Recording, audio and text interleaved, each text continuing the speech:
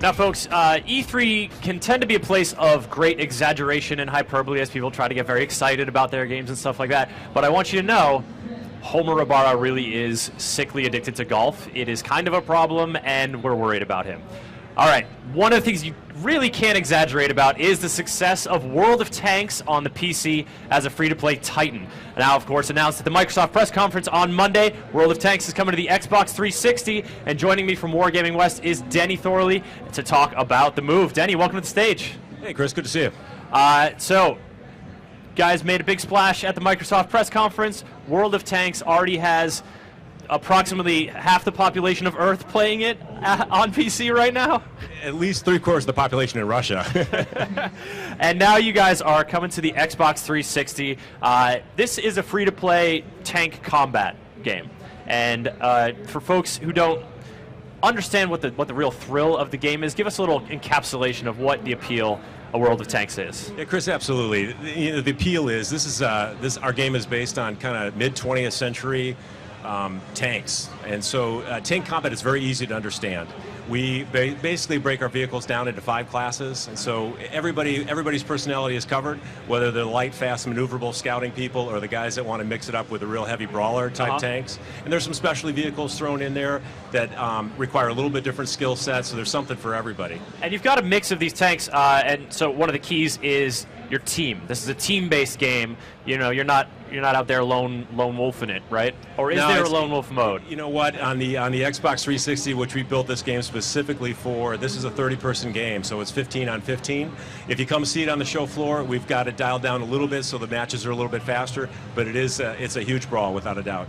And we're going to show some of World of Tanks in action in just a second here, but one of the things I noticed in the trailer you guys showed at the press conference was, obviously lots of explosions, and it's sort of flashy, and tanks charging through buildings and clashing against each other and stuff like that. But one of the real interesting things I think about World of Tanks, and something that the GameSpot staff who love the game are really into, is how tactical and methodical it can be, as the teams in the early game are sort of feeling each other out and trying to jockey for position.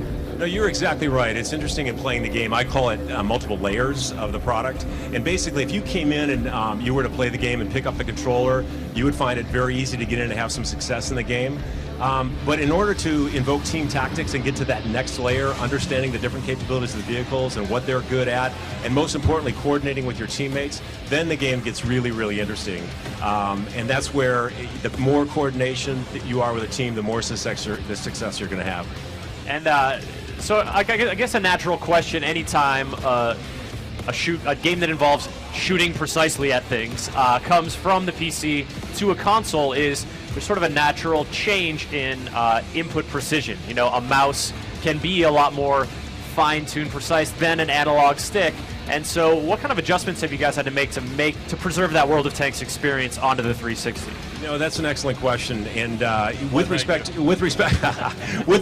the controls, there's 2 things that we really had to focus on that I think everybody understands. The PC, first off, is played what I'll call from 1.5 feet, give or take, from the screen.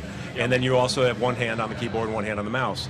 In looking at that experience on the console, most console players play from 6 to 8 feet away, and they're kind of slouched down on their couch, and they got the controller hand.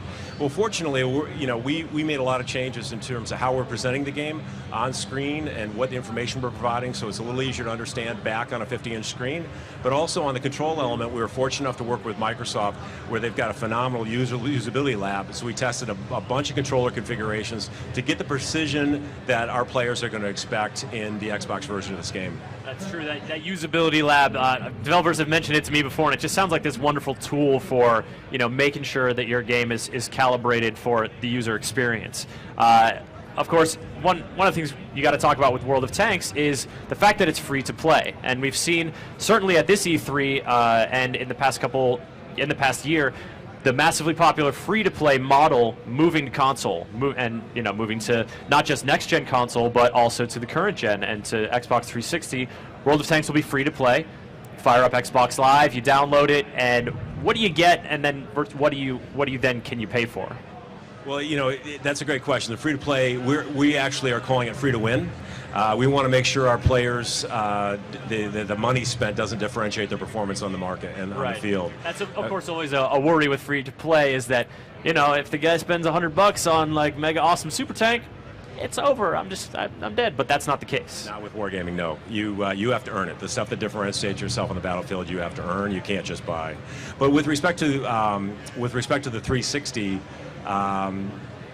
I think that there is an aspect of the gameplay that moves over, and you talked about the team tactics. But as it remains free to play, if you've got an Xbox Gold account, everything in the game is available to you. You know, so like I said, you play, you can earn it. If you want to spend money, there's certainly plenty of ways for you to spend money if you want.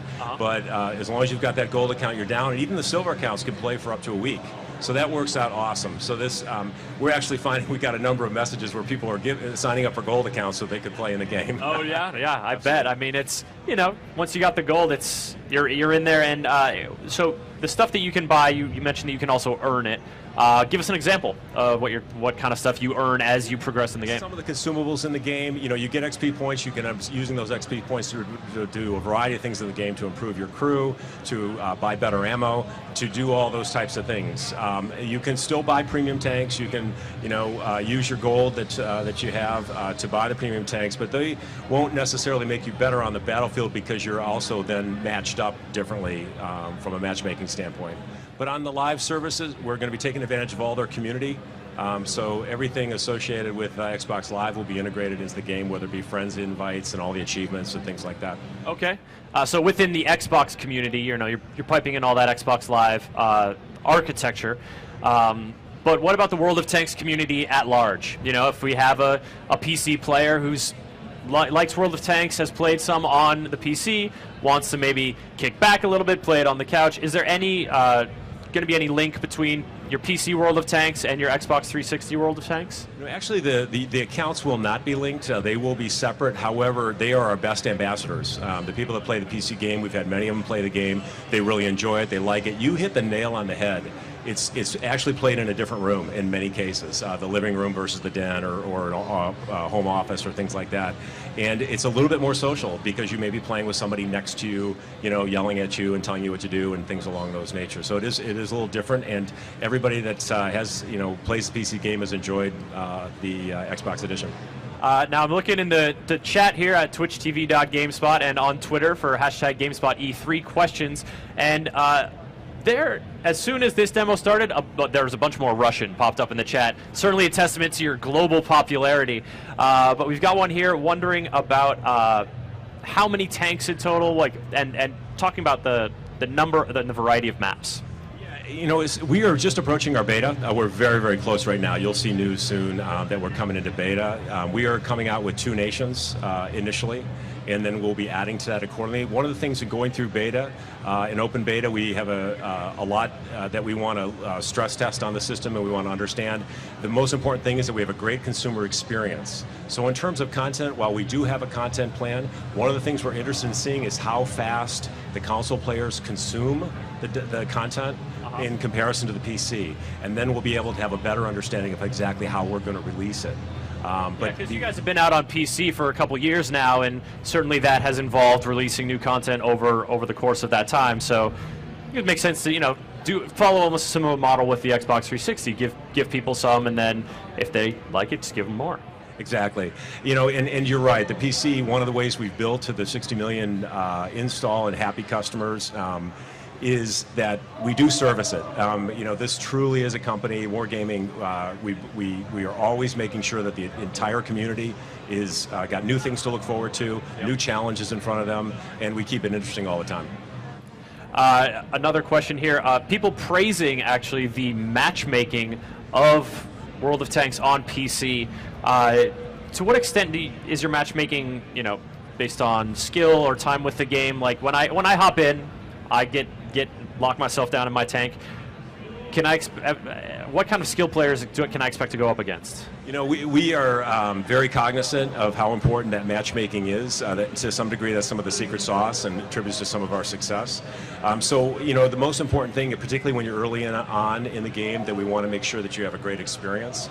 So we're not matching you up. You're not getting in tanks that are way more powerful than what you're going into. So it is a combination of your skills, your experience, what the equipment that you're bringing to the table, and frankly, you know, all those things factor into it. I personally couldn't tell you what the secret sauce is, but all I know is it works very well, and it'll be a very similar system from the PC to the Xbox.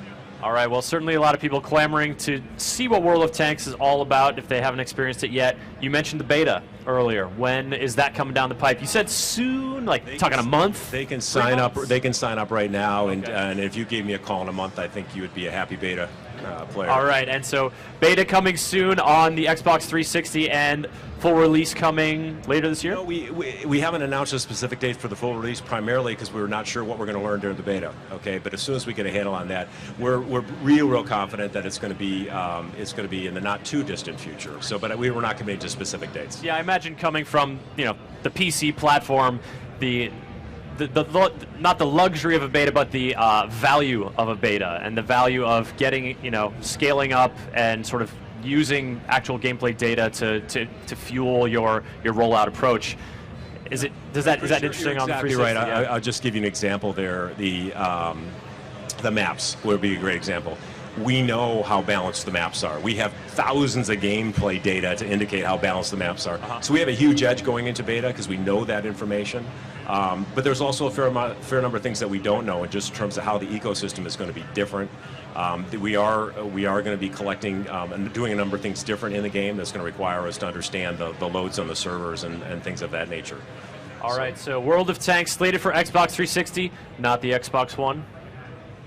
Xbox 360. Xbox 360. You know, it's a free-to-play game for all those Xbox Live Gold members, and we need numbers to make it work for us. We need numbers, so we're on the 360. And you'll be able to get a taste for it on the beta coming soon. Denny, thank you so much for stopping by and talking World of Tanks. Thanks, Chris. Awesome. All right, now we are heading over to the EA booth with the intrepid Homer Rabara. See what's going on over there.